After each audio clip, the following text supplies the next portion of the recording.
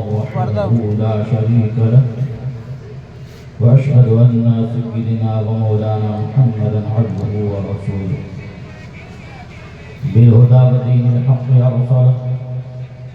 وصلى الله تعالى عليه وعلى آله وصحبه أجمعين وبارك وسلم أبدا.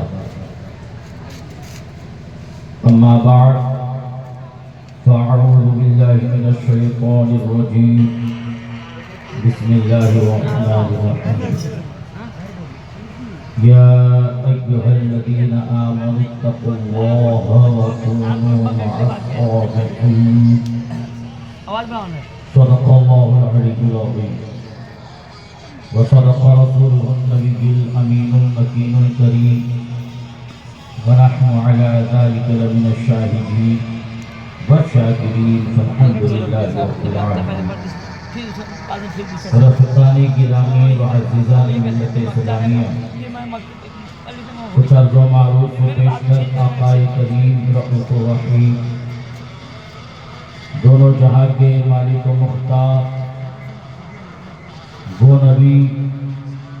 جن کی بارگاہ میں بریلی کا امام عرض بردار ہے، نعمت باختہ جس سمت وہ دی شان گیا، ساتھ ہی منشی رحمت کا قلم ران گیا، لے خبر جلد کے خیروں کی طرف دھیان گیا، میرے آقا میرے مولا تیرے قربان گیا، اور انہیں جانا انہیں مانا نہ رکھا خیر سے کام، للہ الحمد میں دنیا سے مسلمان گیا.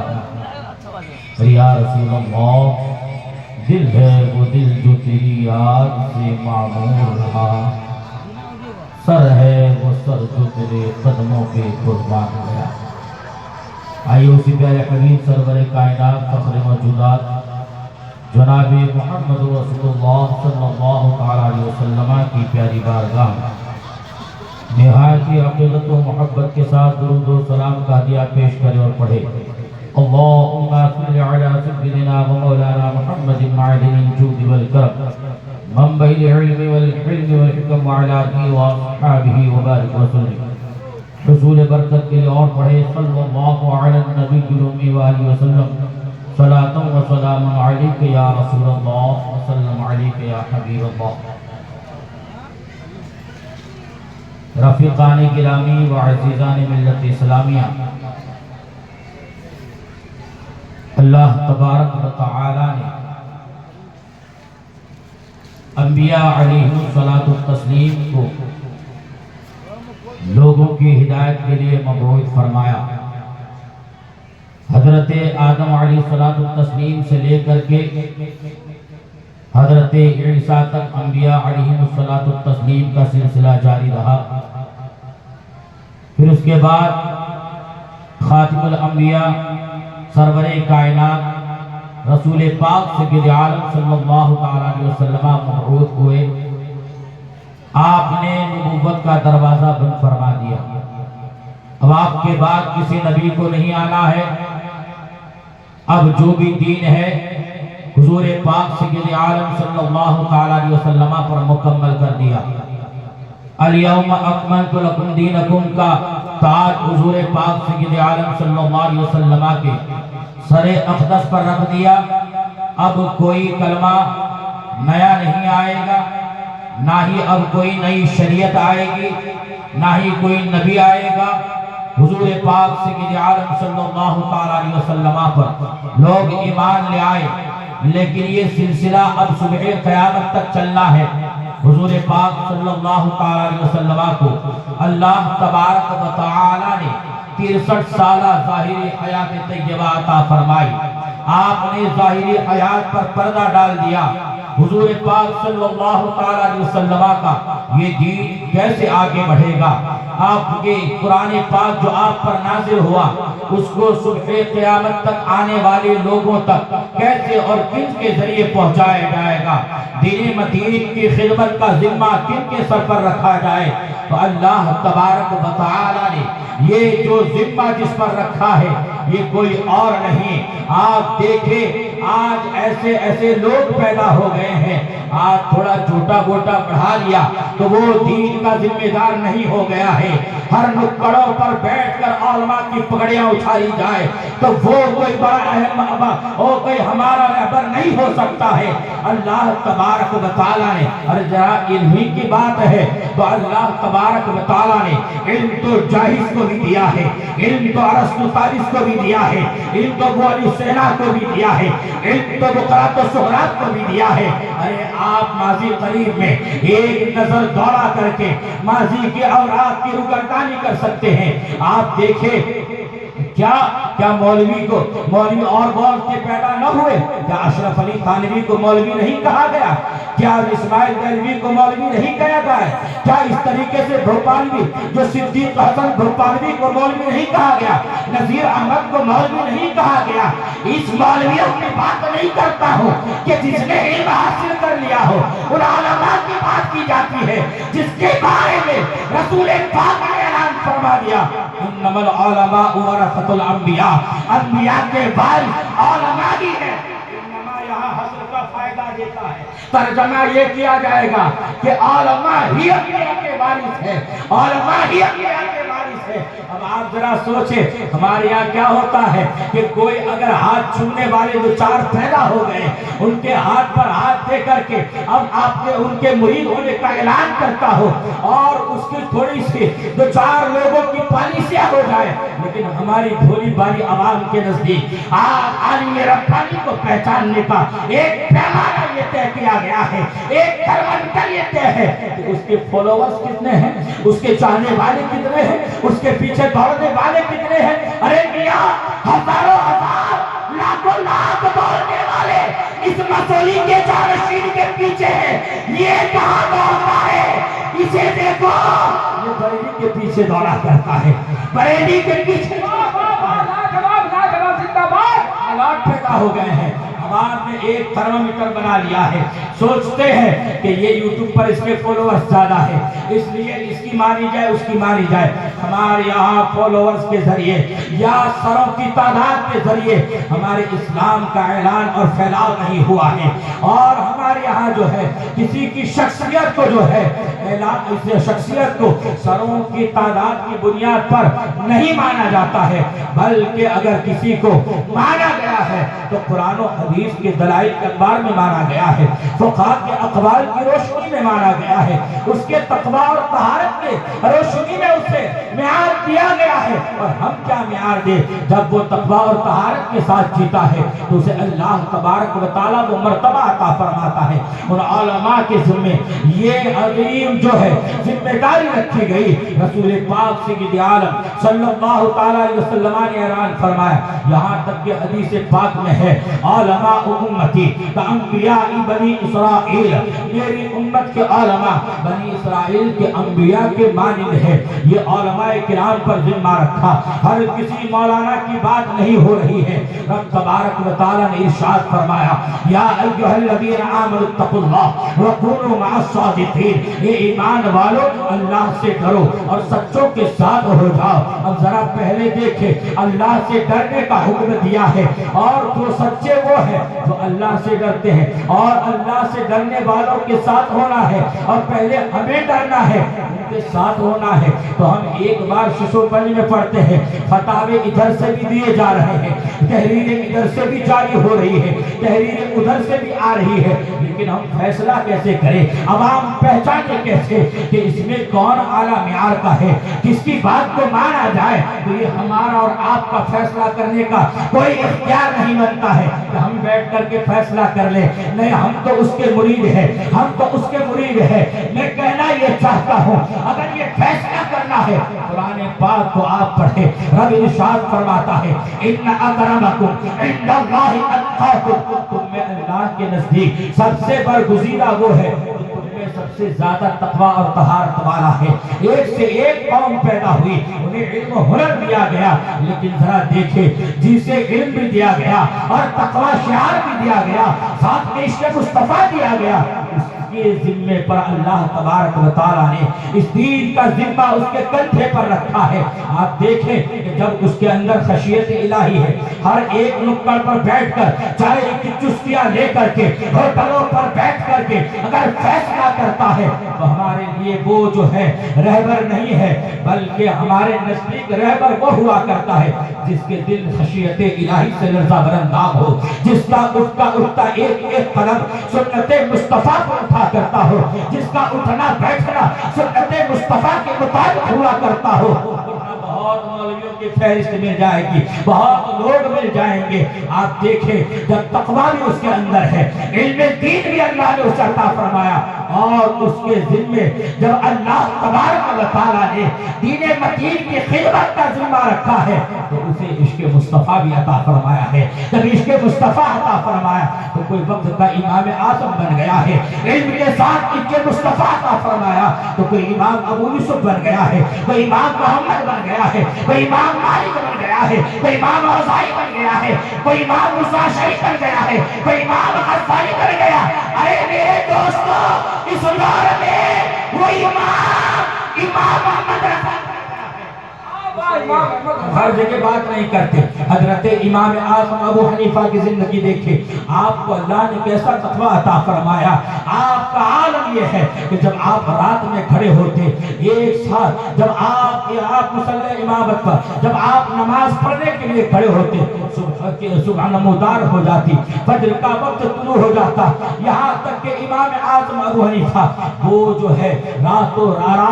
بھر رب تبارک و تعالیٰ کی بارگاہ میں عبادت و ریاضت کرتے۔ اور آپ کے شاگرد اور آپ کے چاہنے والوں میں جب خبر ملی ہے کہ حضرت امام اعظم کا عالم یہ ہے کہ آپ رات بھر جو ہے عبادت و ریاضت میں رہتے ہیں، راوی فرماتے ہیں میں بھی کوفہ کی سرزمین پر حاضر ہوا اور نعمان بن ثابت کی ہم نے تقوی کی اور آپ کی عبادت و ریاضت کی، ہم نے بہت خطبے پڑھے سنے تھے، آپ کی عظمتوں کا خطبہ ہم نے سنا تھا، ہم بھی حاضر ہوئے۔ راوی کہتے ہیں کہ جب میں کوفہ میں حاضر ہوا، صبح کے وقت حاضر ہونے کے بعد دیکھا کہ امام اعظم کا کیا حال ہے۔ فجر کی نماز پڑھانے کے بعد حضرت امام اعظم ابو حنیفہ اپنی مسجد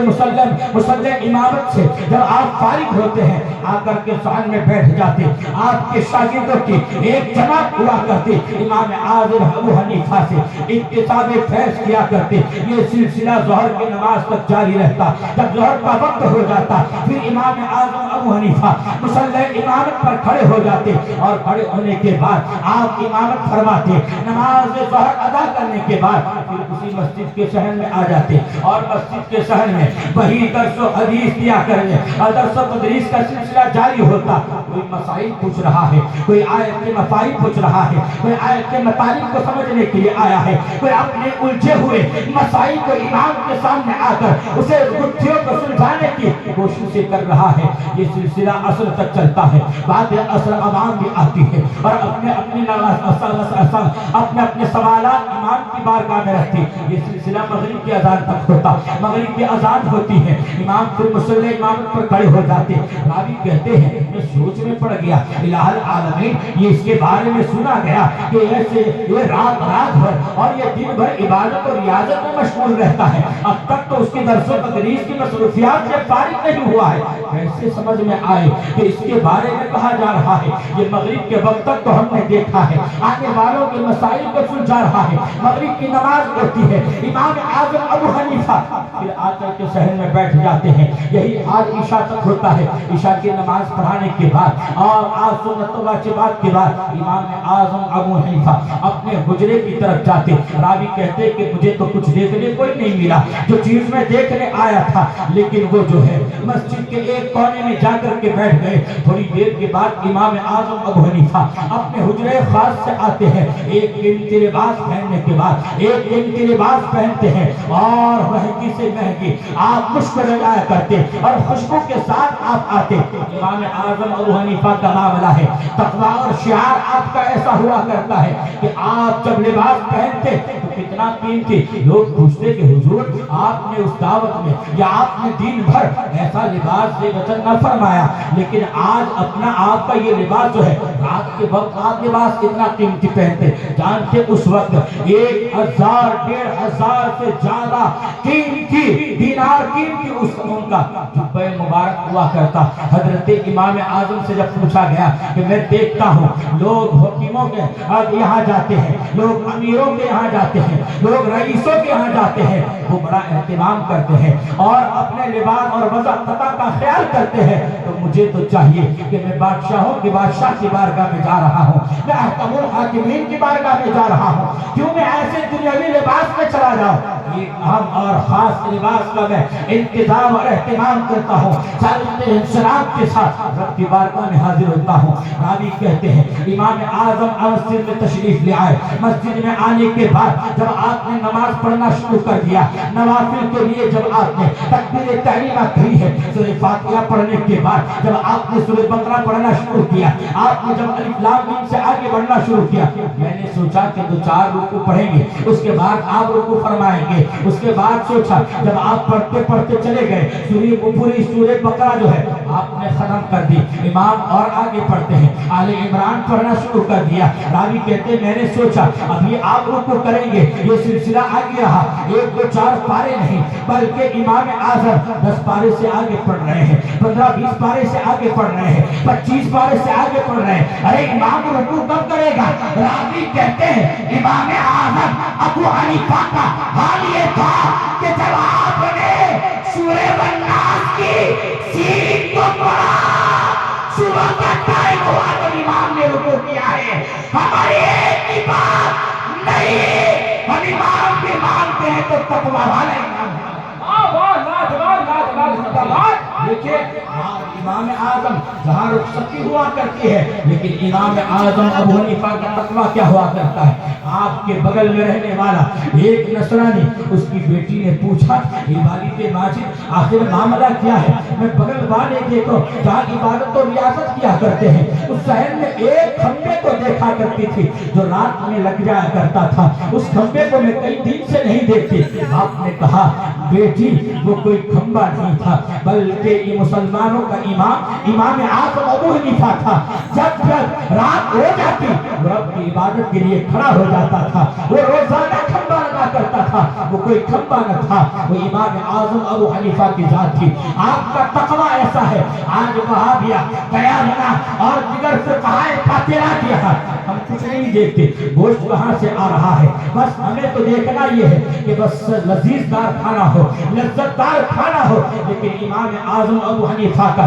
یہ تقویٰ اور شعار کی جو میں بات پہ رکھتا ہوں، آپ اپنے ذہن میں جگہ دے، اس کے بعد آگے بڑھتے ہیں، ساری باتیں کھل کر سامنے آ جائے گی۔ جو آج بھولی بھاری عوام اشرف العلماء کی چوکھٹ کو چوم کر اپنی قسمت میں سنوارنے کے لیے آئی ہے، تو قسمت بھی سنورے گی اور علماء کی حقانیت کے ساتھ ان کی ابتدا کی جائے گی تو ہماری آخرت بھی سنور جائے گی۔ امام اعظم ابو حنیفہ رضی اللہ تبارک و تعالی عنہ کی ذات ہے۔ امام اعظم ابو حنیفہ کے زمانے میں ایک بکری کو غصب کر لیا گیا، دوسرے لفظوں میں کہیں اس کو کسی نے اس کو اٹھا لیا ہے۔ امام اعظم ابو حنیفہ کو پتہ چلا کہ اس بکری کو جو ہے یہاں کی گوشت کی منڈی میں، یہاں قتل خانے میں اس کو فروخت کیا ہے۔ امام اعظم ابو حنیفہ نے جو ہے اس کی معلومات رکھنے والے کو بلایا جسے جانوروں کا علم تھا، اس کے بعد کہ امام نے پوچھا بتاؤ ایک بکری کی عمر کتنی ہوا کرتی ہے، اللہ کی طرف سے موت آئے اسے ذبح نہ کیا جائے تو وہ کتنے سال تک زندہ رہ سکتی ہے؟ اس نے کہا کہ 7 سال تقریباً زندہ رہتی ہے۔ اب امام اعظم ابو حنیفہ کا کیسا خوف تھا کہ آپ نے جو ہے 7 سال تک اس منڈی سے گوشت کو نہیں کھایا ہے، اس منڈی سے آپ نے گوشت کو نہیں خریدا ہے، آخر کیا معاملہ ہے؟ ارے یہاں رخصت ہے، یہاں پر معاملہ طے نہیں ہے، لیکن امام وہ ہوا کرتا ہے، فقیہ وہ ہوا کرتا ہے۔ ایک حلال اور ایک حرام ہے، ایک چیز حلال ہوتی ہے یا حرام ہوتی ہے، لیکن فقہا جو ہے جس میں شبہ ہوا کرتا ہے اسے بھی چھوڑ دیا کرتے ہیں۔ فقہا کا یہ انفرادی ایک حیثیت ہوا کرتی ہے، فقہا شبہ جو ہے شبہ سے بھی بچا کرتے ہیں۔ امام اعظم ابو حنیفہ نے 7 سال تک گوشت اس لیے نہیں کھایا کہ کہیں ایسا نہ ہو سکتا ہے آج وہ بکری ذبح کر کے اس کا گوشت مارکیٹ سے فروخت کیا جائے، ہو سکتا ہے کل ذبح ہوئی ہو سکتا ہے پرسوں ذبح ہو، ہر دن آپ کا ایسے گزرتا رہا یہاں تک کہ اسی درمیان امام اعظم ابو حنیفہ کا گزر جو ہے ایک دریا کے کنارے سے ہو رہا تھا۔ ایک سپاہی وہاں فوجی بیٹھا ہے، اس نے اپنے ہاں اس کے سامنے جو ہے ایک کباب گوشت کا بھرا ہوا تھا، اس نے جتنا من چاہا اس سے کھایا۔ جب شکم سیر ہو گیا اس نے گوشت کا کباب جو ہے اسی دریا میں پھینک دیا اور دریا میں وہ گوشت ڈال دیا، کیونکہ امام اعظم ابو حنیفہ کے ذہن میں اسی مارکیٹ کے گوشت کا خدشہ ہے کہ کہیں وہاں سے نہ آیا ہو۔ جب آپ نے وہ دریا میں گوشت کو پھینکا، اس کی معلومات کرنے رکھنے والے سے امام نے پوچھا بتاؤ تو صحیح ذرا یہ تو مچھلیاں اپنے آپ میں کتنے سال تک زندہ رہا کرتی ہے؟ امام سے کہا حضور یہ مچھلیاں جو ہے اگر بڑی مچھلیاں انہیں نہ کھائے تو اپنے آپ میں اتنے سال تک وہ زندہ رہتی ہے۔ امام اعظم ابو حنیفہ نے اس دریا کی مچھلی کو کبھی ان کا تناول نہیں فرمایا۔ آخر کیا معاملہ ہے کہیں ایسا نہ ہو وہ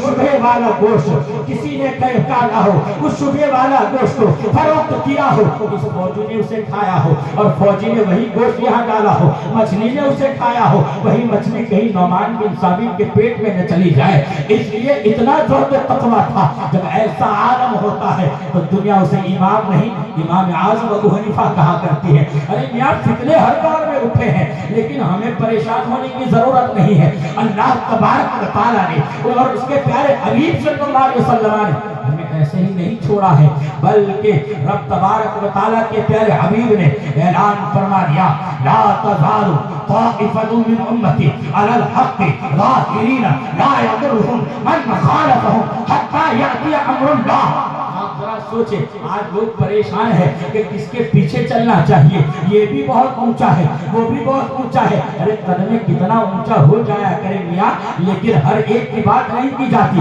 رسول پاک صلی اللہ علیہ وسلم نے ہماری رہنمائی فرما دی۔ آپ اعلان فرماتے ہیں، بخاری شریف کی حدیث پاک ہے، آپ فرماتے ہیں کہ میری امت میں ہمیشہ ایک گروہ ایسا پیدا ہوتا رہے گا جو حق پر قائم رہے گا اور اللہ کے احکام کو قائم رکھنے کی کوشش کرتا رہے گا، قائم رکھے گا، یہاں تک کہ لا یضرهم من خالفهم جو ہے وہ ان کو نقصان نہ پہنچا پائے گا، مخالفت کرنے والے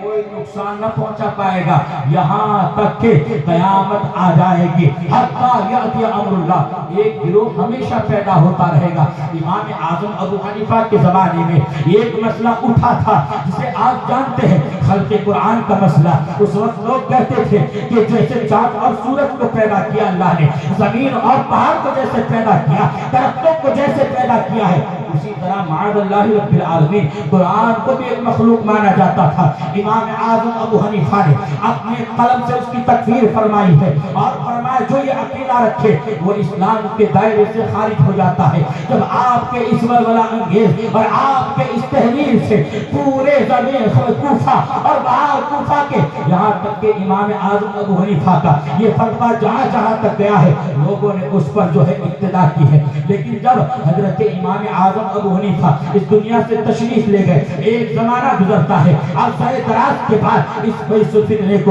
پھر ہوا دی جاتی ہے، معتصم باللہ پیدا ہوا، واثق باللہ پیدا ہوا، ان لوگوں نے جو ہے اس فتنے کو پھر ہوا دی اور چند سکوں کے بسیروں میں، چند سکوں کی کھنکھناہٹ کی بسیرہ اگر کسی کے ذہن و قلب میں گھس جاتا ہے وہ مولوی بھی بدلتا نظر آتا ہے۔ بہت سے مولوی اس زمانے میں ان کے ساتھ ہو گئے کیونکہ بادشاہ ادھر ہے، حکومت ادھر ہے اور پیسہ روپیہ ادھر ہے۔ اب حالت کیا تھی کہ لوگوں نے جو ان لوگوں نے واثق باللہ، معتصم باللہ، ان لوگوں نے اس فتنے کو ہوا دی تھی، لوگ ان کی چپیٹ میں تو آ گئے۔ اب کون ہے جو اس قرآن پاک اور رب تبارک و تعالیٰ کی صفت کی تحفظ کی خاطر کون میدان میں آئے؟ جس طرف ایک طرف حکومت بھی ہے، روپیہ پیسہ ایک طرف ہے، سارا اثر و رسوخ ایک طرف ہے، طاقت اور قوت ایک طرف ہے، لشکر و لابا ایک طرف ہے، لیکن میرے دوستو گھبرانے کی ضرورت نہیں ہے۔ جس کے کے دل میں اضطراب و اضمحلال تھا، جس کے دل میں فکر و فن تھا، جس کے ذہن و قلب میں ایک فکر تھی کہ آخر کیا ہوگا،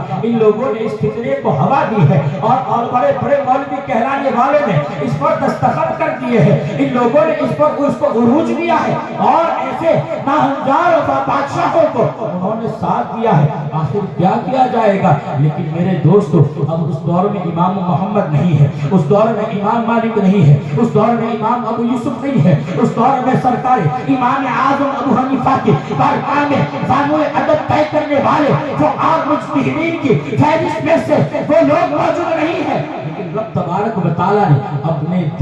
اپنے دین کی حفاظت کے لیے ایک مرد کلندر کو پیدا فرمایا جسے دنیا امام احمد بن حنبل کہا کرتی ہے۔ اللہ تبارک و تعالیٰ نے ہر دور میں پیدا فرمائے ہیں، اس لیے بس ہمیں دیکھنا یہ ہے کہ تقویٰ کدھر ہے۔ وہ ویڈیو بند کر دو میاں،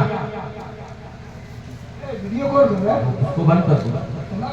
اتنا بڑا مجمع ہے، یہ دھوکہ آپ سوچیں، سب سے پہلے یہ حرام چیز ہے، بیٹھ کے آپ حرام کر رہے ہیں۔ دوسرا، مومنوں کو دھوکہ دیا جا رہا ہے اور وہ بھی علماء کو دھوکہ دیا جا رہا ہے۔ تین حرام یہاں ہو،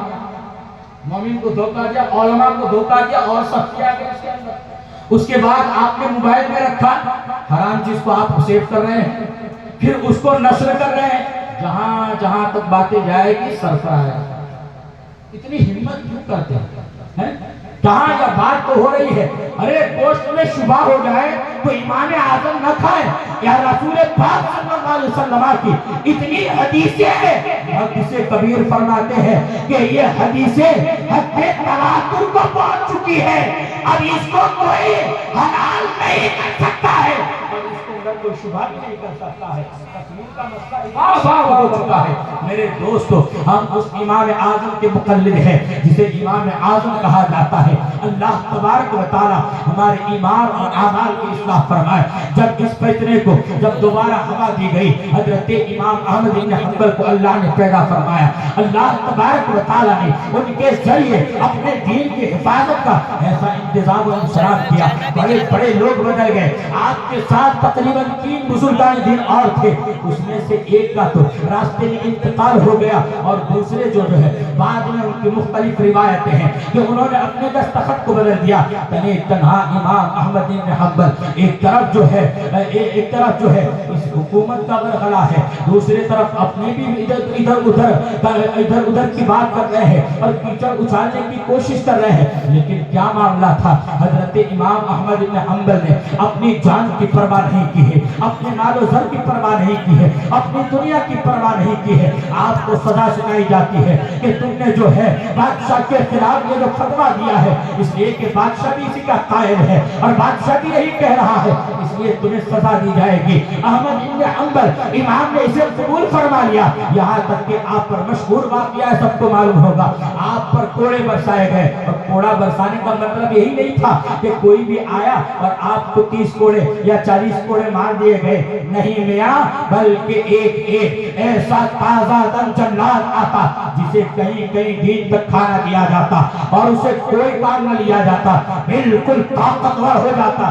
آتا اور امام احمد بن حنبل کی پیٹھ پر ایک کوڑا مارتا۔ راوی کہتے ہیں اگر یہ کوڑا ہاتھی کی پیٹھ پر مارا جائے تو ہاتھی بھی تل ملا اٹھے، لیکن جسے اللہ تبارک و تعالی اپنی دین کی حفاظت کے لیے چن لیتا ہے اس کا مقابلہ کوئی نہیں کر سکتا ہے۔ امام احمد بن حنبل کی پیٹھ پر جب کوڑا مارا گیا ہے، امام احمد بن حنبل نے اللہ تبارک و تعالی کی بارگاہ میں حمد و ثنا کی ہے۔ پہلا کوڑا پڑتا ہے، دوسرا کوڑا آپ جو ہے وہ جلاد کو ہٹا دیا جاتا ہے، تیسرے کوڑے کے لیے دوسرا جلاد آتا ہے، پھر وہ ایک کوڑا مارتا، اس کو ہٹایا جاتا، پھر تیسرا آتا، یہ سلسلہ جاری تھا۔ امام احمد بن حنبل کے ایک کوڑا جو ہے آپ کے ازار بند پر لگتا ہے، ازار بند جب ٹوٹ جاتی ہے، امام احمد بن حنبل نے اپنی گردن کو آسمان کی طرف اٹھایا، اپنے لمعائے مبارک کو رب کی بارگاہ میں عریضہ پیش کرتے ہوئے جنبش دی، الہ العالمین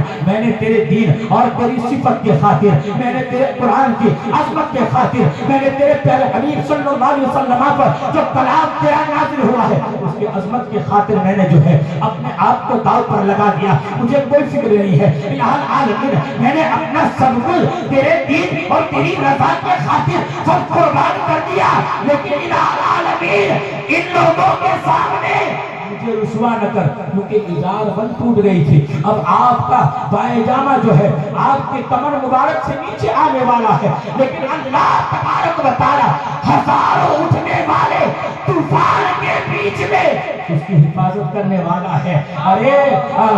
فانوس بن کے جس کی حفاظت ہوا کرے وہ شمع کیا مجھے جسے روشن خدا کرے۔ اس لیے میرے دوستو گھبرانے کی ضرورت نہیں ہے، کبھی کافر کے بلبوتے پر اپنے 2-4-10 گنڈے جمع کرنے کے بعد لوگوں پر حملہ بھی کروا دیا جائے، اپنے 2-4-5 لوگوں کو اکٹھا کرنے کے بعد علماء کی پگڑیاں بھی اڑائی جائے، لیکن ان علماء کو لا یضرہم من خالفہم، ایک بار بھی دیکھا نہ ہوگا، کوئی نقصان نہیں کر سکتا ہے، اس لیے کہ ان علماء نے رضا الہی کے لیے حکم شرع بیان کیا ہے، اللہ تبارک و تعالی ان کا محافظ ہے، اللہ تبارک و تعالی حفاظت کرنے والا ہے۔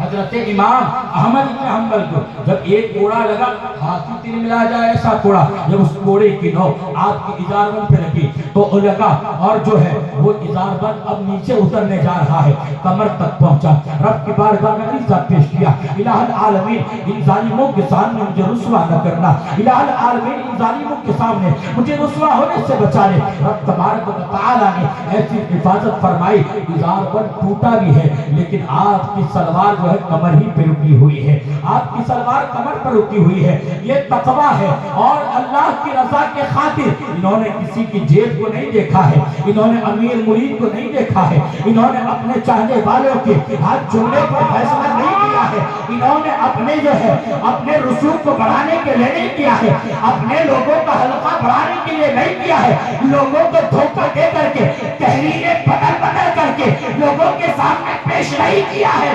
بلکہ انہوں نے جو ہے رضا الہی کی خاطر تحفظ مسلک صحابہ کرام اور اللہ تبارک و تعالیٰ کے پیارے حبیب کے دین کی حفاظت پر انہوں نے ایک سانس کو قربان کیا ہے، رات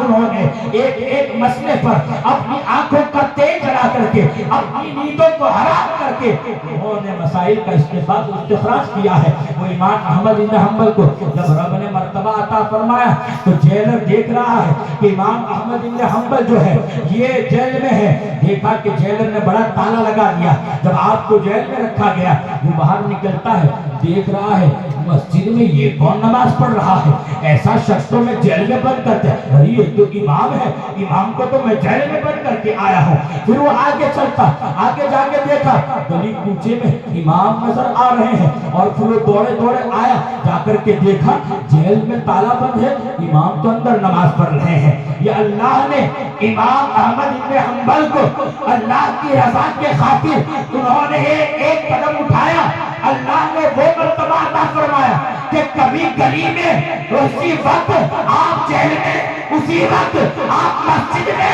جب پہنچتے ہیں، ارے وہابیا یہ احمد مجتبی ہے، اپنے غلاموں کے ہاں ایک وقت میں سب کو نواز سکتے ہیں۔ اسی لیے میرا امام کہتا ہے اور کوئی خیر کیا تم سے لحاظ ورنہ خدا ہی چھپا تم پہ کروڑوں درود، اور رسول پاک سید عالم صلی اللہ علیہ وسلم جس طرف اٹھ گئی دم میں دم آ گیا، اس نگاہ عنایت پہ لاکھوں سلام۔ آپ ذرا سوچیں امام احمد بن حنبل کو اتنی تکالیف سہنی پڑی، اتنی آپ کے اوپر انگشت نمایاں ہوئی، لیکن آپ نے ایک سے دو اپنی رائے نہ کی، یہاں تک کہ رب تبارک و تعالی نے امام احمد بن حنبل کا امام احمد بن حنبل کو وہ عروج بخشا کہ آج دیکھ لیجئے، میں نے واثق باللہ کا نام کہا، میں نے معتصم باللہ کا کا نام کہا، میں نے اور لوگوں کا نام لیا، آپ کو یاد ہو نہ ہو، لیکن جب بھی اہل سنت والجماعت کے درمیان جب امام احمد بن حنبل کا نام آتا ہے تو پیشانیاں عقیدت سے جھک جایا کرتی ہے کہ آج امام اعظم ابو حنیفہ کے مشن کو کوئی مٹا سکا یا ان کے بعد فتنے نہ اٹھے، لیکن رب تبارک و تعالی نے ہر دور میں اٹھتے فتنوں کے لیے، اس کی سرکوبی کے لیے اللہ نے ائمہ کا انتظام فرمایا ہے۔ اس لیے ہمیں صرف دیکھنا یہ ہے کہ صحیح کون ہے، کون تقوی شعار ہے، اس کا عالم کیا ہے۔ یہاں تک کہ جب یہ سلسلہ آگے بڑھتا چلا گیا، امام غزالی کا دور ہے، آپ آگے بڑھیے، جب بہت سارے فتنوں نے جنم لے لیا، ایک دو فتنے نہیں بلکہ ایک طرف خیر مقلد اپنا سر اٹھا رہے ہیں، ایک طرف دیابنا جو ہے اولیاء کرام کے بارگاہ میں بے ادبیاں کرتے ہیں، اسی طرف شیعوں نے اپنا سر اونچا کر لیا، رافضیوں نے الگ سر اونچا کر لیا، خارجی اور ناصبی نے الگ سر اونچا کیا ہے، اور ایسے ایسے فتنے ایک دو نہیں بلکہ 105 سے زیادہ فتنوں نے جب جنم لے لیا، اللہ تبارک و تعالی نے ایک مرد کلندر کو ایسا پیدا کیا کہ جس مرد کلندر کی چوکٹ پر سائنس داں اپنی تحقیقات میں جب ان کا طلب تھک جایا کرتا ہے، ان کی سانسوں میں جب گھبراہٹ ہو جایا کرتی ہے، اپنی تحقیق میں انہیں راستہ نہیں ملتا ہے، اسی مرد کلندر کے گھر کا دروازہ کھٹکھٹاتے سائنسدانوں کی جو گتھیاں سلجھا دیا کرتا تھا، اس کی بارگاہ میں آنے والے بڑے بڑے پروفیسر، بڑے بڑے ڈاکٹر آئے، ایک سے ایک فتنے اچھلے گئے، لیکن اس مرد کلندر نے اپنے ہاتھ میں قلم تھام کر اعلان کر دیا کہ کے رضائے خنجرے خوخار میں کرا، آدھا سے کہہ دو خیر برائے، نعرے تکبیر، نعرے رسالت، عشق محبت، عشق محبت۔ اللہ تبارک و تعالیٰ نے اعلیٰ حضرت عظیم البرکت فاضل بریلوی مجدد دین و ملت کو پیدا فرمایا۔ آپ کے تقوی کا عالم، جب آپ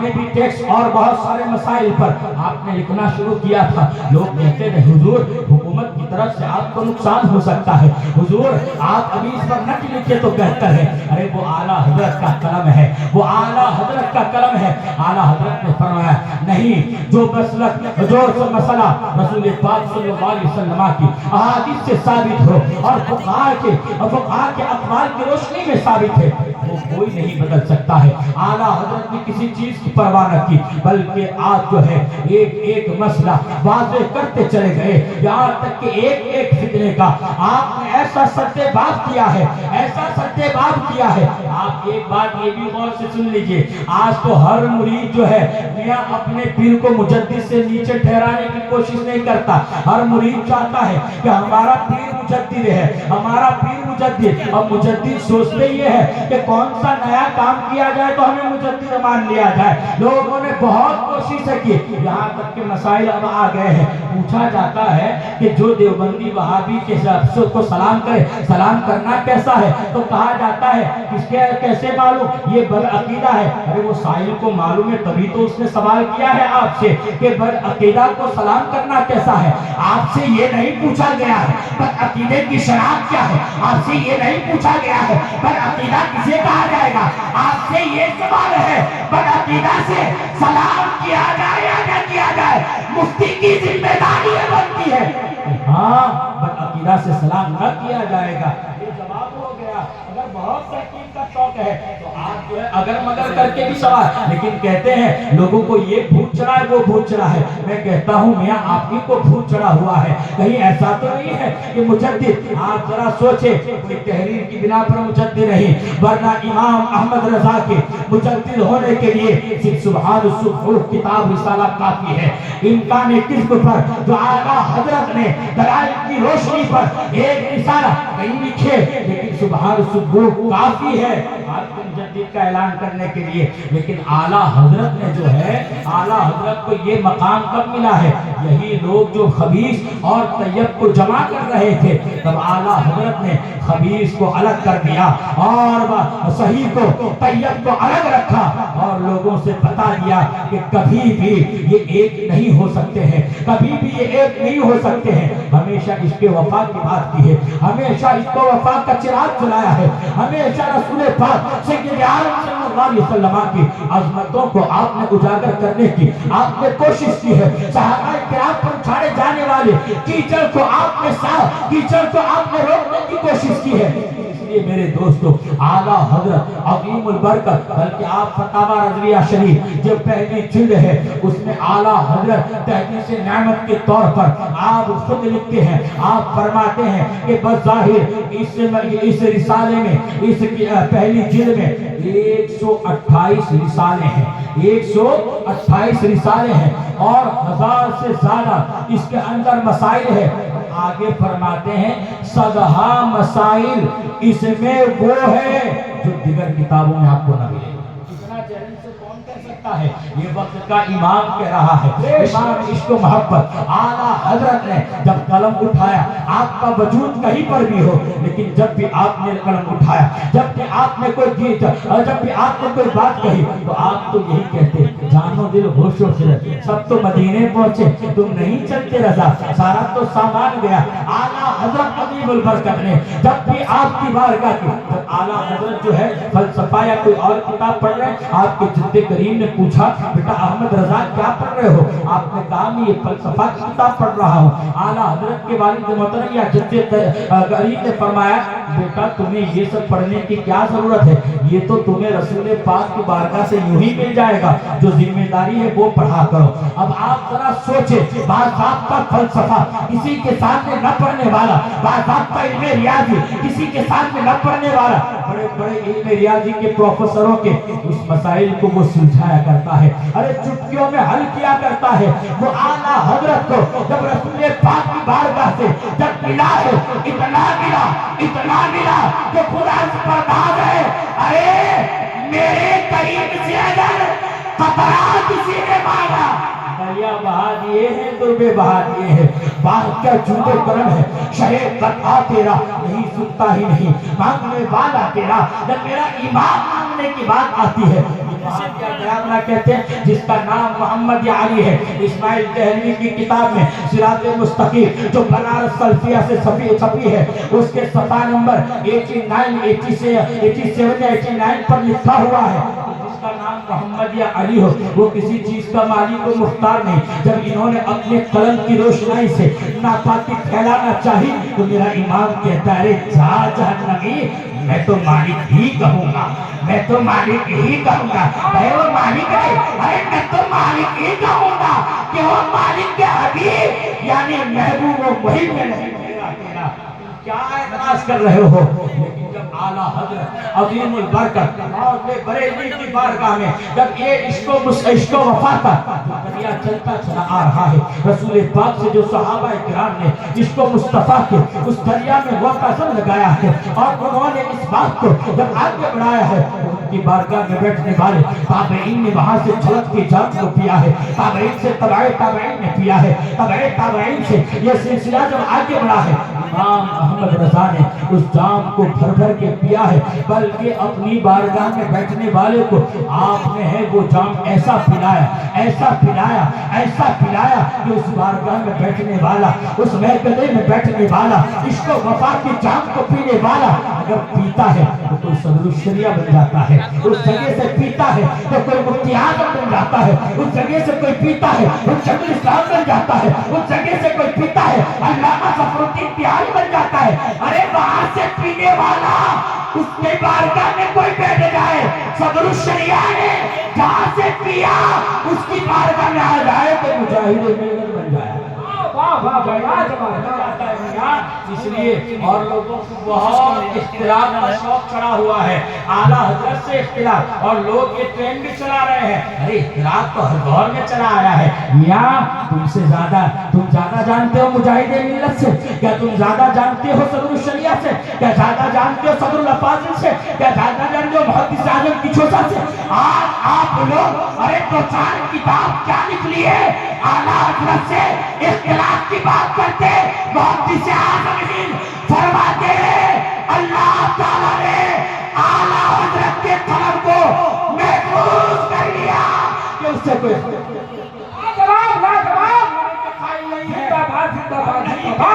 कोई गुनाह नहीं हो सकता, हम नहीं कहते हैं कि कोई गलती नहीं हो सकती है, لیکن میں 160 سال ہو گیا کوئی غلطی نہیں آؤ 160 سال ہو گیا نصرانیت ایک طرف ناک رکھا ہے فوز مبین پر ابھی یوکے میں تقریباً 10-15 سال پہلے اس لیے اعتراض ہوا تھا لیکن اعلیٰ حضرت کے غلاموں نے انگلش میں کتاب کر دی فوز مبین کو جب انگلش میں کر دیا پھر وہ عیسائی کا جو ہے بیڑا پھر غرق ہو گیا آپ ذرا سوچیں لیکن لوگوں کو آج اعلیٰ حضرت سے دور کرنے کا شوق پڑا ہوا ہے اعلیٰ حضرت سے اختلاف کی بات کی جاتی ہے اور اختلاف کو رحمت کا نعرہ لگایا جاتا ہے ارے میاں اعلیٰ حضرت کے پاس جب حضرت صدر الشریعہ علی رحمت رضوان کے پاس دو کے ایک حاجی صاحب نے کہا حضور وہ ایک مسئلہ جو ہے صدر الشریعہ نے ایک جملے میں جو امام اعظم ابو حنیفہ کے لا ادری مشہور ہے امام اعظم ابو حنیفہ کا مشہور ہے کہ جس میں امام اعظم نے حل کر دیا یہ مسئلہ صبح قیامت تک حل کر دیا اور جو آپ کے 3 لا ادری کہ اس میں نہیں جانتا وہ آج تک مسئلہ حل نہ ہو پایا وہ اس زمانے سے لے کر کے اعلیٰ حضرت اور اعلیٰ حضرت کے بعد بھی وہ مسائل ایسے ہی ہیں لیکن اعلیٰ حضرت فاضل بریلوی نے جن مسئلے میں آپ نے تحقیقات پیش کی ہے وہ ایسا مسئلہ ہو گیا میاں لکھنے والے بہت لکھتے ہیں بہت کتابیں جمع کر لیے لیکن جب ایک مقرر ہو یا ایک مدرس ہو یا ایک مصنف ہو جب اپنے آپ میں فتاوی رضویہ سے شریف سے یا اعلیٰ حضرت کی کسی تحریر سے جب وہ حوالہ دیتا ہے نا اس کے بعد ران پہ ٹھوک بجا کے بولتا ہے یہ کیوں اعلیٰ حضرت عظیم البرکت نے جو تحقیق کر دی ہے تحقیق کی اس کے اوپر تحقیق کی اب کوئی ضرورت نہیں ہے صدر الشریعہ علی رحمت رضوان سے حاجی صاحب نے پوچھا تو صدر الشریعہ نے فرمایا حاجی صاحب جو مسئلہ اعلیٰ حضرت کے زمانے میں حل ہو گیا وہ ہو گیا وہ حل ہو گیا وہ ہو گیا اب آپ کو زیادہ اس میں پڑھنے کی ضرورت نہیں اب صدر الشریعہ تو یہ کہے لیکن آج کل ایک سے ایک محقق پیدا ہو رہے ہیں آج ایک سے ایک لوگ پیدا ہو رہے ہیں جدھر جو چاہے اس طریقے سے تحقیق کا ایک نعرہ بلند کر رہا ہے اس لیے میرے دوستو اعلیٰ حضرت کے مسلک کی وفاداری کے جام حضرت مجاہد ملت نے پلائے ہیں حضرت مجاہد ملت علی رحمت رضوان نے ایسے ایسے جام پلائے آپ ذرا سوچیں حضرت مجاہد ملت سفر و حضر میں ہو لیکن آپ کا طریقہ کار کا تھا آپ ہر ایک مرید کو تلقین کیا کرتے جس کی آج بھی واضح دلیل ہے حبیب ملت کا وصال ہوا ہے آپ نے دیکھا ہوگا آپ کی اس عرس میں حاضری ہوئی آپ نے دیکھا ہوگا کہ مسلک اعلیٰ حضرت کے پاسداری کی جاتی ہے مسلک اعلیٰ حضرت کے طور طریقے پر وہاں کا عرس منایا جاتا ہے میرے دوستو ہم نے کسی کو ایسے ہی نہیں بلکہ رب تبارک و تعالیٰ نے ان علماء کرام کی شناخت جو دی ہے ان اکرمکم عند اللہ اتقاکم کے آئینے میں دیکھا ہے ہم نے ہوا میں اڑنے والے کو ایسے ہی تسلیم نہیں کیا ہے اگر اس نے ہاتھ سے اخروٹ کو نکال لیا ہم ایسے ہی تسلیم نہیں کر لیتے ہیں ارے پانی پہ تیرتا ہو ارے چلا کرے ہوا میں اڑتا ہو اڑا کرے لیکن ہم اس کو ولی مانتے ہیں جس کو اللہ نے علم دین دیا ہے ساتھ میں اسے ان اکرمکم عند اللہ اتقاکم کا مصداق بنایا ہے اسے ہم ولی مانتے ہیں اس کی ابتدا کیا کرتے ہیں اعلیٰ حضرت عظیم البرکت حضرت بریلوی کی بارگاہ میں جو پروردہ ہے وہ حضرت صدر الشریعہ بدر الطریقہ ہے ان کی بارگاہ میں جب آتا ہے تو وہ حضور مجاہد ملت بن جایا کرتا ہے آپ ذرا سوچیں وہی صدر الشریعہ کی ذات ہے جب ان کی بارگاہ میں حافظ ملت آتے ہیں حافظ ملت کے تقوی کا عالم یہ تھا آپ سفر و حضر میں آپ کی تہجد کی نماز میں چھوٹتی تھی میرے دوستو اشرف العلماء کی بارگاہ میں آنے والے لوگ ذرا سوچیں ہمارے بزرگان دین کیسے ہوا کرتے تھے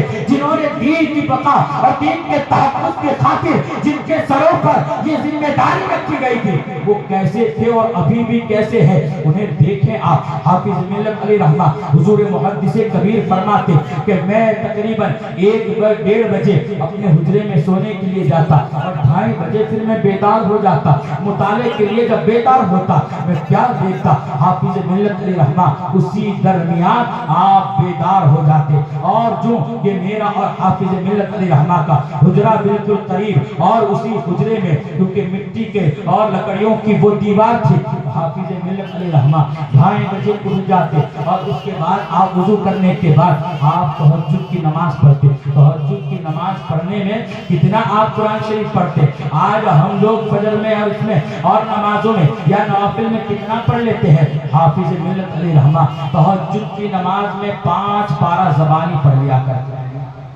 5 پارہ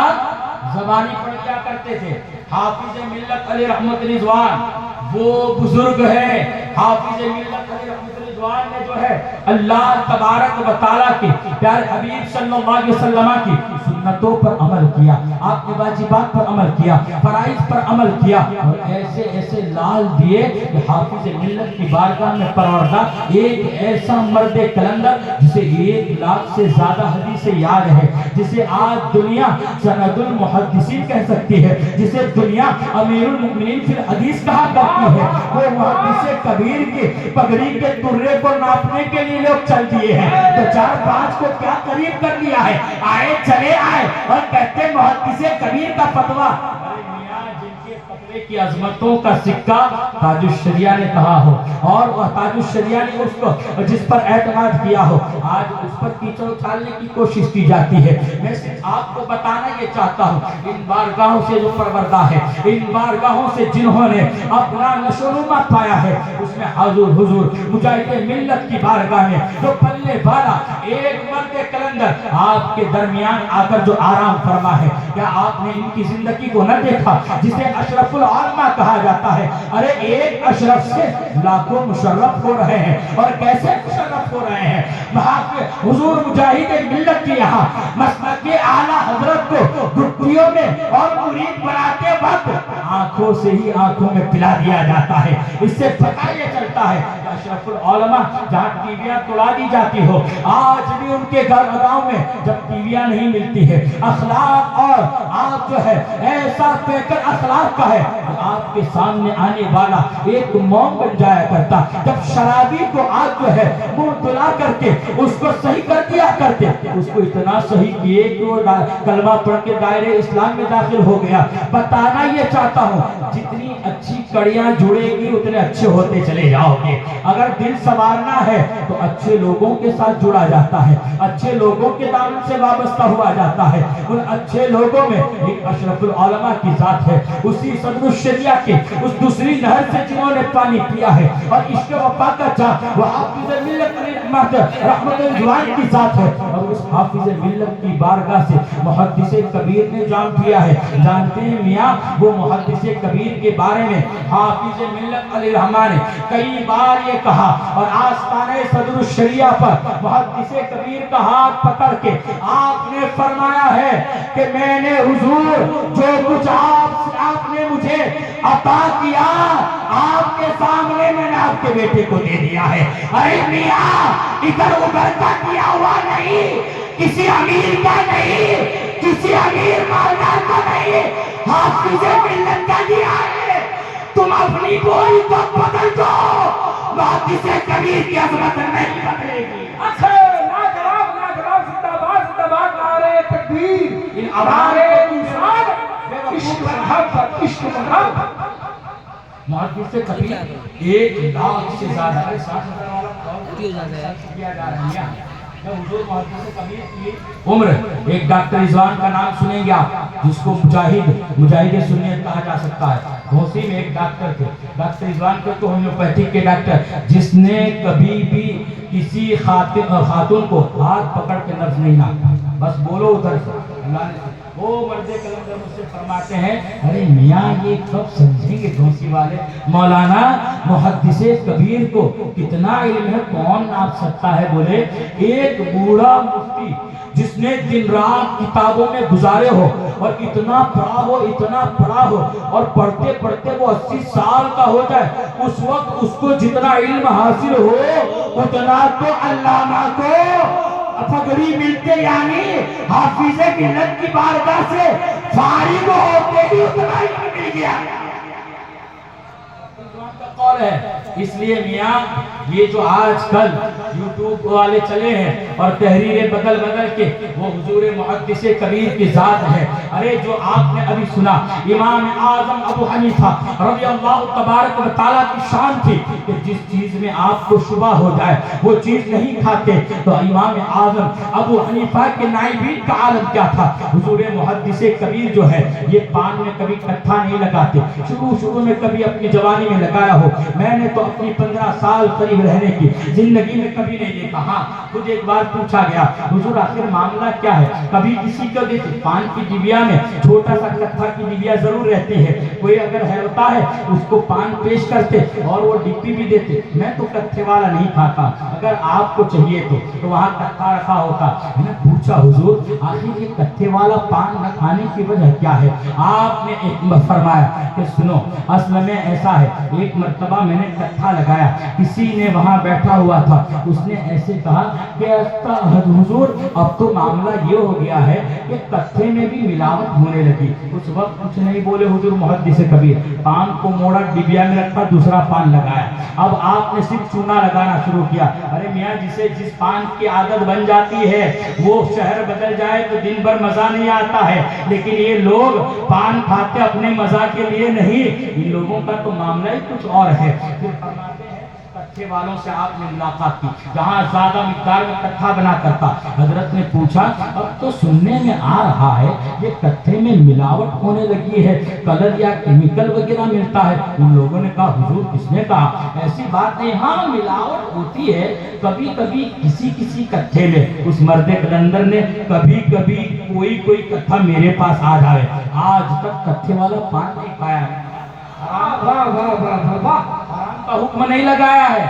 لیکن آج تک مرد قلندر نے کبھی بھی. آپ یہ پاؤڈر والی چیز دیکھ لیجیے جو ابجدیہ میں پڑے ہوں گے,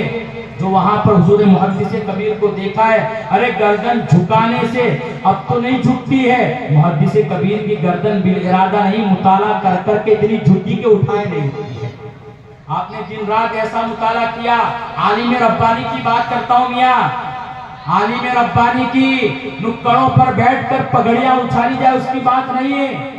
عالم ربانی محدث کبیر کے بارے میں آپ کی بڑی بہن ہمشیرہ حضرت عائشہ رحمت اللہ تعالی علیہ, حضرت عائشہ آپ فرماتی ہے کہ میں نے کبھی اتفاق نہیں ہوا کہ رات میں کبھی آنکھ کھلی ہو اور ایسا دیکھنے کو کبھی میری زندگی میں نہ ملا. یہ جن کی بات کر رہا ہوں محدث کبیر سے عمر میں 2 سے 3 سال بڑی تھی, مثال ہو گیا 2 سال ہو. فرماتی ہے کہ کبھی ہم نے نہ دیکھا کہ رات کو آنکھ کھلی ہو اور مولانا ضیاء المصطفیٰ کے ہاتھ میں کتاب نہ ہو اور چراغ بجھ گیا ہو. جب آنکھ کھلتی تو اب آنکھ کھلتی رہتی. میں پوچھا کرتا ہی نہیں, بڑوں سے پوچھا کرتا. میرا شیخ ہے جس نے مجھے تھوکنے کا طریقہ بھی سکھایا ہے, تھوکا کیسے جاتا ہے. آج افسوس ہوتا ہے وہ لوگ, ایک شعر کہوں گا انہیں, ستم تو یہ کہ ہماری ہی صفوں میں شامل ہے, ستم تو یہ کہ ہماری ہی صفوں میں شامل ہے, چراغ بجھتے ہی خیمہ بدلنے والے لوگ. آج ادھر اس کا پوا بھاری ہے تو اس کے ساتھ ہو گئے, کل اس کا پوا بھاری ہے اس کے ساتھ ہو گئے, کل اس کا پوا بھاری ہے اس کے ساتھ ہو گئے. ارے میاں یہ وہ مرد قلندر ہے ہوائیں جس طرف چل رہی ہو, لیکن ان کا ایک ہی معیار ہوتا ہے, انہیں جانا انہیں مانا, نرک کا خیر سے کام, للہ الحمد میں دنیا سے انہوں نے یہی پیغام دیا ہے. وہ محدث کبیر, حضرت محدث کبیر نے فرمایا کبھی بھی آپ نے پاؤڈر والی چائے نہیں پی. پاؤڈر والا دودھ آتا ہے, پاؤڈر والے دودھ میں آپ نے کبھی بھی اس کی چائے نہیں پی ہے. آج بھی آؤٹ آف کنٹری جاتے تو بلیک ٹی پیا کرتے ہیں, بلیک ٹی پیا کرتے ہیں. یہ ان کا تقویٰ. یہاں تک کہ ہم اندور کی سرزمین پر حاضر تھا کی خدمت میں, اندور کی سرزمین پر جب سیمینار کا انعقاد ہونا, حضور محدث کبیر کو 1-2 روز پہلے پہنچنا ہوتا اور سارا انتظام دیکھنا پڑتا. حضور محدث کبیر اندور کی سرزمین پر پہنچے. جمعرات کے دن شام کے وقت جو ہے کمیٹی والے آ کر کہتے حضور ہم نے ہال میں سارا انتظام کر دیا ہے, اگر ایک بار آپ آ کر کے نظر ثانی فرما لیں اور اس کو آپ دیکھ لیں کہ کیا حال ہے, اگر آپ کہہ دیں کوئی تبدیلی کرنی تو تبدیلی کر دیں گے. حضرت نے فرمایا نماز عصر پڑھ لیتا اس کے بعد چلتے. عصر کی نماز پڑھنے کے بعد چلے. وہاں کے مدرسے کے طلباء کو پتہ چلا وقت کا محدث اعظم عالم تشریف لا رہا ہے. وہ لوگوں نے استقبال کیا, یہاں تک کہ ہال میں جو کچھ لوگ کام کر رہے تھے ان کی چپلیں ایک سیڑھی پر رکھی ہوئی تھی اور وہاں کوئی جگہ نہیں تھی. 2 طالب علم آگے پہنچے. آگے پہنچنے کے بعد انہوں نے 1 لات ہماری بائیں طرف کچھ پھینک دیے, 1 لات ہماری دائیں طرف چپل پھینک دیے. محدث کبیر نے کلکھیوں سے دیکھ لیا. آپ نے فرمایا ارے کیا کر رہے ہو, تمہیں کسی کا مال پھینکنے کی کس نے اجازت دی میں اپنی جوتیاں رکھنے کا انتظام کر لوں گا. ارے ذرا سوچو, جو محدث کبیر کسی کے مال چپل کا اتنا خیال کرتا ہے, وہ فتویٰ لکھنے میں, وہ جواب لکھنے میں, وہ فیصلہ لکھنے میں خطا نہ کرے گا, خطا نہ کرے گا. تمہارا ذہن خطا کر رہا ہے, تمہارا دل تبدیل ہو رہا ہے, تمہارے قدم لڑ رہے ہیں. محدث کبیر وہ ہے ہزاروں لاکھوں لڑکھڑاتے قدم کو اس بات کی طرح اگر وہ اچھالی جا رہی ہے وہ محدث ہے. ایک بات, ایک چیز پر اگر ہم بات کرتے چلے جائیں تو رات گزر جائے. شہزاد تشریف فرمائے, حضرت یہاں مسوری شریف میں ہم لوگ حاضر ہو رہے تھے تو باسا شریف پہنچے. فرماتے ہیں وقت زیادہ ہوتا ہے, میاں حضور کچھ اس پر تشریف لے گئے, ابھی ہم لوگ یہی نماز وغیرہ کریں. باسا شریف میں لائن کٹی ہوئی, لائن کٹی تھی, ایک ہی بلب ادھر جل رہا تھا, چاہے انورٹر سے ہو چاہے جیسے. حضرت تشریف, کڑاکے کی ٹھنڈی کا موسم ہے, کڑاکے کی ٹھنڈی. تقویٰ دیکھیں, امام اعظم کو دنیا نے دیکھا, امام اعظم 40-48 سال کی عمر میں مجاہد ملت حضور علامہ مشتاق احمد نظامی, حضور حافظ ملت علامہ شریف الحق علیہ رحمہ, بڑے بڑے علماء نے جسے محدث کبیر کا خطاب دے دیا. میاں یوٹیوب پہ بیٹھ کر چلاتے رہو, وقت ضائع کر رہے ہو, کچھ بھی کرو, کوئی بدلنے والا نہیں ہے. فانوس بن کے جس کی حفاظت ہوا کرے, وہ شمع کیا بجھے جس کے روشن خدا کرے. وہ محدث کبیر, عشاء کا ٹائم اندھیرا ہے, کڑاکے کی ٹھنڈی ہے, یہی نماز اترے, حاضری بھی ہو جائے گی, نماز بھی پڑھیں گے. تو گئے استنجا خانے میں, استنجا خانے میں گئے, اندھیرا تھا, میں نے اپنے موبائل کی لائٹ جلائی اور دور رکھ دی. اس کے بعد باہر آئے, حضرت استنجے سے فارغ ہوئے. فارغ ہونے کے بعد جب آپ نے وضو بنایا, وضو بنانے کے بعد جب آپ کھڑے ہوئے تو میں نے آپ کے دامن کا کونا دیکھا بھیگا ہوا. تو میں نے کہا حضور یہ کب بھیگ گیا؟ تو حضور یہ پانی یہاں ہے, یہیں بھیگا ہوگا, یہاں پانی ہے. تو حضرت نے اس کو لیا, پورا دھونے کے بعد فرمایا اگر بیگ آ جاتا تو میں کپڑا بتاتا. کیا بات ہے حضرت, دھل دیا ہے, بھیگا حصہ دکھ رہا ہے, دھل دیا, اب کیا ضرورت تھی, ٹھنڈی ہے, اور پورے سنت طریقے سے آپ نے کپڑا چینج کیا.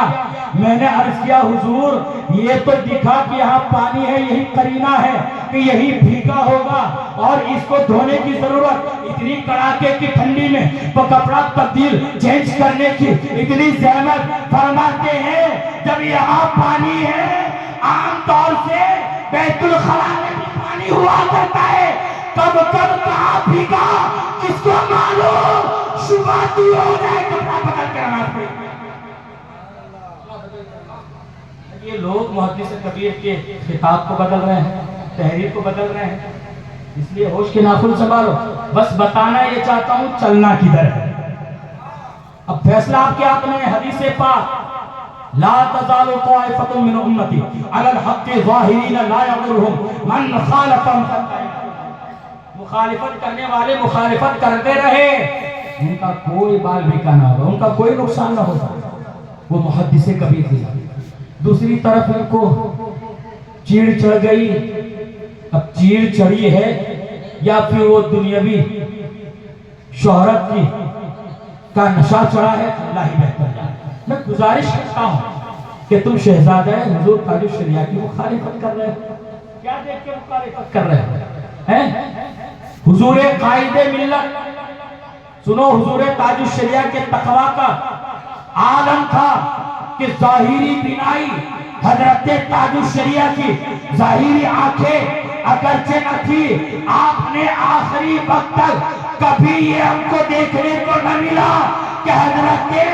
تاج الشریعہ نے کبھی مسجد میں قدم داخل کیا, یا گھر میں قدم داخل کیا, یا جوتی میں قدم داخل کیا. اس عالم میں بھی سیدھا اور الٹے کا خیال کیا. ہم کرامت بعد میں بیان کریں گے میاں. तकवा बयान हो रहा है। ये तकवा है। बड़े बड़े उलमा सेमिनार में मौजूद है। ये लोग अब ये सोचे कि थोड़ा वक्त आगे गुजर गया, लिपा पोती कर दो। अरे भाई, ये दुनियावी हुकूमत थोड़ी है कि 5 साल जाने के बाद चिट्ठा बंद। ये दुनियावी हुकूमत नहीं है। ये हुकूमत तो वहां मदीने से चला करती है, वहीं से इशारे मिलते हैं। हुजूर ताजुश शरिया अलैहिस्सलाम इन्होंने अपनी आंखों का तेल जलाया, रात भर बिलाई का। बल्कि मुहद्दिस कबीर फरमाते हैं, हजरत के काम करने का तरीका ऐसा है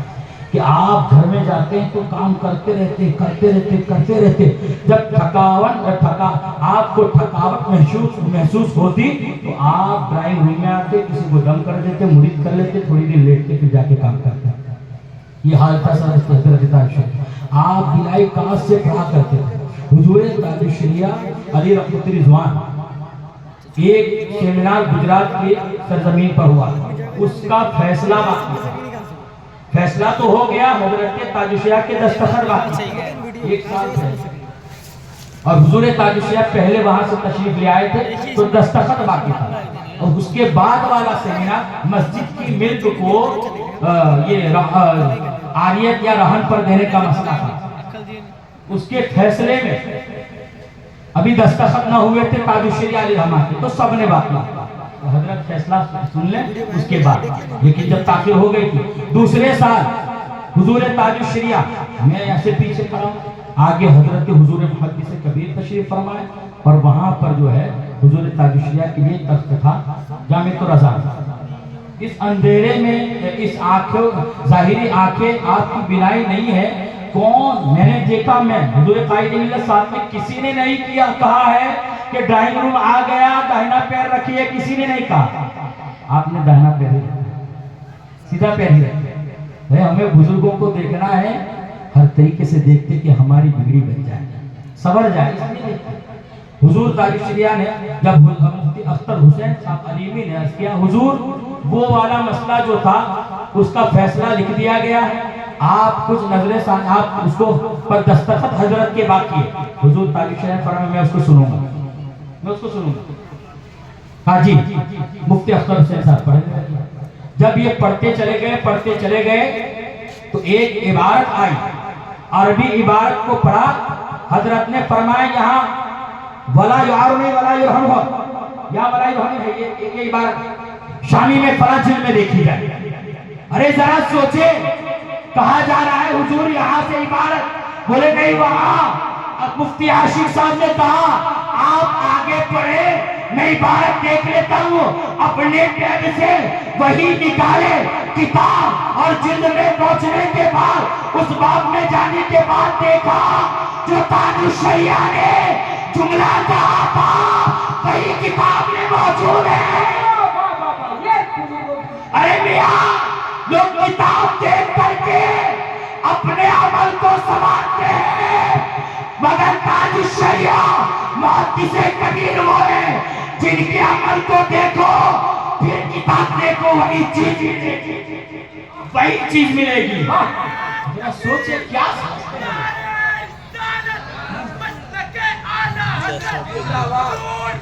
एक से एक चीज बता। ठीक है, बस मुख्तसर में करता है तो लोगों को बड़ा नशा चढ़ गया। वो हजरत ताजुश शरिया मुहद्दिस कबीर, ताजुश शरिया के जानशीन हुजूर कायद मिल्लत, लोग समझते हैं वहां तक पहुंचे, लेकिन हुजूर कायद मिल्लत पर कीचड़ उछालने से पहले सोचो तो सही कि कायद मिल्लत को देख रहे हो। अरे हुजूर मुहद्दिस कबीर ने एक जलसे में पूछा, तुम लोग ताजुश शरिया को क्या समझते हो, अल्लाह का वली? तो सारी पब्लिक ने जबान में कहा हाँ। तो मुहद्दिस कबीर ने फरमाया, हाँ मैं सिर्फ वली नहीं, इस दौर का कुतुबुल अख्ताब समझता नहीं, बल्कि इस दौर में ताजुश शरिया कुतुबुल अख्ताब है। अब मुख्तसर में जब ताजुश शरिया का विसाल हुआ, रात में 1:10 पे हुजूर मुहद्दिस कबीर का राब्ता हो पाया। हजरत कायद मिल्लत ने जब फोन पे जब बात हुई, सुबह से ट्राई की जा रही है, जब विसाल हुआ रात में 1:15 बजे 1:11-12 पर मैं वहां हाजिर था। आप آپ نے فرمایا یہ سب کیا ہو گیا؟ آپ ہمت رکھے اور کچھ باتیں ہوئی، اس میں حضرت نے فرمایا دیکھیے کچھ بھی ہو جائے میاں نماز آپ کو پڑھے، حضور نے آپ کے انتظار میں آپ بہت زور دیا گیا، کب کہاں کتنا زور دیا گیا، ہر جگہ ارے 2 بار کوئی کہہ دے تو کہیں گے ٹھیک ہے اب تو تاریخوں میں نام لکھا جائے گا میں پڑھا دوں گا، بلکہ حضور تاج الشریعہ کی جنازے کے سامنے حضرت محدث کبیر کو کہا گیا ہے، پوری تفصیل پھر کبھی بتاؤں گا، ٹائم میرا ہو گیا ہے، بس مختصر یہ کہ محدث کبیر نے نہیں پڑھائی، اتنی ضد کی، قائد ملت نے بھی کہا، حضور تاج الشریعہ کے داماد حضرت دہلی کے جو ہے برہان میاں نے بھی کہا، سب نے کہا جنازہ آپ کو پڑھانا، محدث کبیر نے کہا میں نہیں پڑھاؤں گا، میں سوچنے کا رہ گیا کہ آخر کیوں نہیں پڑھائیں گے، اس وقت حضرت ہوٹل ایبوروئے میں رکا کرتے تھے، آئیہ بریلی شریف میں بھی حاضر تھا، حضرت جا کر کے وہاں لیتے، کبھی دیکھتا آنکھ میں آنسو آتے لیکن کناری سے نیچے نہ آتے، پھر حضرت محدث کبیر کے ہوٹل پر تبسم ہوتا، میں وہیں پر بیٹھا، عرض کیا حضور آخر معاملہ کیا ہے؟ ارے مجھے 10 بجے کا ٹائم دیا گیا، میں ٹائم پہ پہنچوں گا ہی نہیں تو میاں ہی پڑھائیں گے، میں تھوڑا دیر میں اور پیچھے کھڑے ہو جاؤں، آخر معاملہ کیا؟ اتنی ضد ہو رہی ہے، خاندان کہہ رہا ہے، پوری دنیا کچھ اور دیکھ رہی تھی، محدث کبیر کچھ اور دیکھ رہا تھا، محدث کبیر کیا دیکھ رہے تھے؟ پھر میرے دماغ میں آیا اتنی ضد ہوئی حضور قائد ملت ہی پڑھائیں گے، آپ کو معلوم ہے کہ جنازہ جب امام کھڑا ہوتا ہے تو سینے کے مقابل کھڑا ہوتا ہے، سینے کے مقابل، اب حضور قائد ملت نے جب نماز جنازہ پڑھائی اس کے بعد ساتھ میں رہنے والوں نے بھی دیکھا، 40 دن کے بعد جب چہلم ہو رہا ہے، قائد ملت کے مزاج میں تبدیلی، آپ کے چلنے میں تبدیلی، آخر کیا معاملہ ہے؟ اب مجھے سمجھ میں آیا، ارے محدث کبیر نے اسی لیے کہا کیا تھا کہ قطب الانفاق قائد ملت کو جتنا چاہے دے دے، اس کے بعد زمین کے نیچے جائے، اب قائد ملت کو دیکھا جاتا ہے، ایک طرف حجت الاسلام کی رہنمائی ہوتی ہے، ایک طرف مفتی اعظم رہنمائی کرتے ہیں اور تاج الشریعہ اشارہ فرماتے ہوئے کام ہوتا ہے، اس لیے نہ تاج الشریعہ کا فتویٰ بدلے گا، نہ محدث کبیر کی تحریر بدلے گی، نہ ہی قائد ملت کو ہم برخلا سکتے ہیں۔ اللہ تبارک و تعالی ان بزرگوں کو سلامت رکھے، اللہ تبارک و تعالی، اس لیے جو بھی یہاں چل رہا ہے ویڈیو پر آ کے تو تم کو بات سمجھاتا ہے، اب مسئلہ شریف میں جائیے، اب یہاں دیکھیے، یہاں آنے کے بعد 2-3 نے جو حرکت کی، لیکن اتنا میں آتے ہی دیکھ لیا کہ مجاہد ملت کا جو مسلک اعلیٰ حضرت کا انہوں نے آگے بڑھایا تھا، اشرف العلماء اس کے سچے دائی، اس مجمع کو قابو کرنا آسان بات ہے، ایک مرد کلندر کی زبان ہے کہ سب کو قابو کیا، ہمیشہ اس میں حاضری دے، اور اسی طریقے سے ارے موبائل میں کیا بساؤ گے، ذہن و قلب میں بسا لو، اور ابھی میں نے سنا حضرت نے تو وعدہ فرمایا کہ میں آپ کا میری نسلیں آتی رہے گا، وہ تڑپ باقی رکھو، ہے نا، اس لیے سنبھلیں، ہر ایک کی بات پر یوٹیوب والوں کی عرض کرتا ہوں، اور یہی حق ہے، عرض نہیں حق یہی ہے کہ اپنے پیشوا کو ادھر ادھر سے نہیں، اپنے پیشوا کو یوٹیوب سے نہیں، بلکہ اپنے پیشوا کو تلاشنا ہے تو اعلیٰ حضرت کی چوکھٹ پر دیکھا کرو، جو تمہیں اعلیٰ حضرت تک پہنچاتا ہے وہ تمہارا سب کا رہبر ہے، اعلیٰ حضرت آپ کو شاہ برکت اللہ تک پہنچائیں گے، شاہ برکت اللہ غوث اعظم تک پہنچائیں گے، غوث اعظم امام علی مقام تک، وہ حضرت مولا کائنات تک، وہ حضرت عثمان غنی اور وہ حضرت عمر فاروق اعظم اور ابو بکر کی بارگاہ میں پہنچائیں گے، رسول پاک کی بارگاہ میں پہنچ جائیں گے، اسی کو میرا امام کہتا ہے، یا رسول اللہ تیرے غلاموں کا نقش قدم ہے راہ خدا، وہ کیا بہک سکے بے سراغ، واخر دعوانا الحمدللہ۔